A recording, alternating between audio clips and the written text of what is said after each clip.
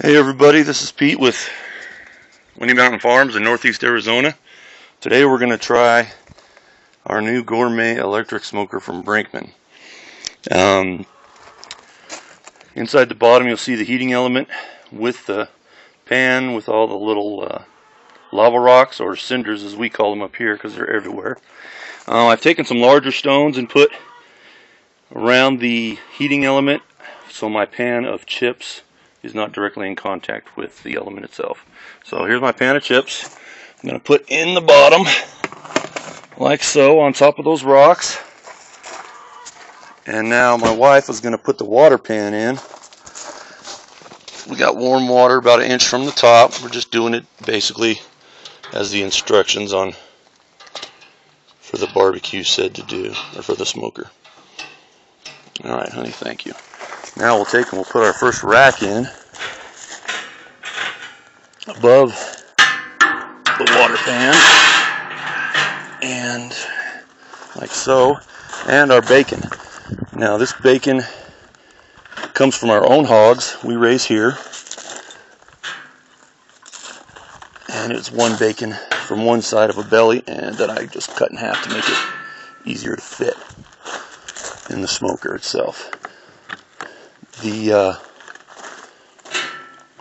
that like so. Put the lid on. Oops, forgot my thermometer. Now this smoker doesn't come with any type of temperature gauge, so I've got this thermometer to use inside of ovens, and it'll go all the way up to 600 degrees. Hopefully this thing doesn't get that hot or we're going to be in trouble, but we'll just set it here like so. Put the lid on the smoker and plug it into our outlet, and we'll see what happens. The bacon,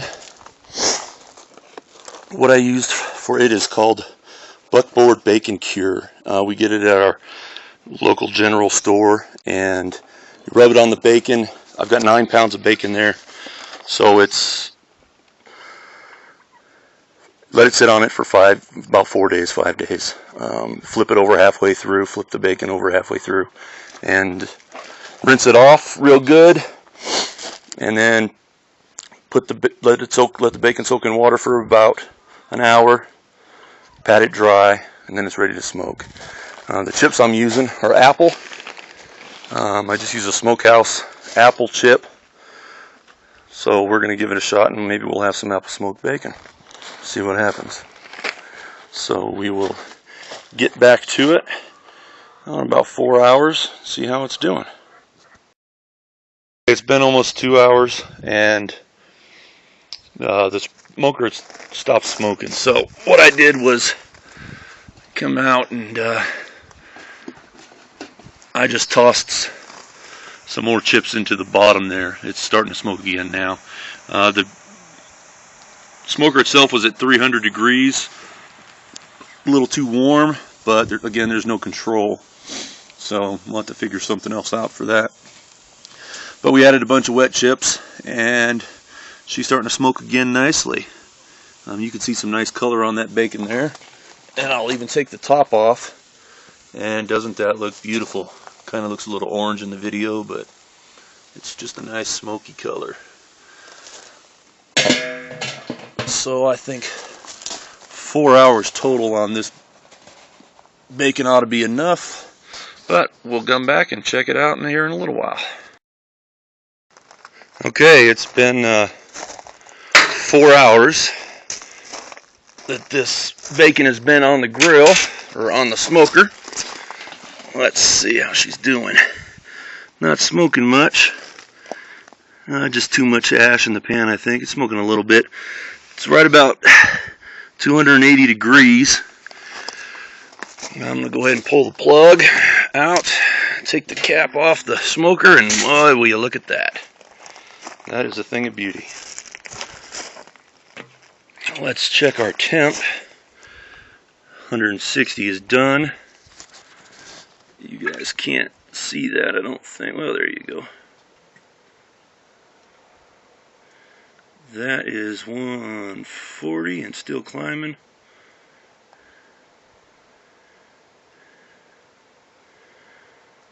$150. That's almost there. 160, and that is done. So we'll take the thermometer out of that. Grab our fork. Take this guy. Yeah, he looks good, don't he? That's one. Take our grate off. Have to take that inside and wash here in a minute. Ooh, and here's our second one, the big fat one. Look at that.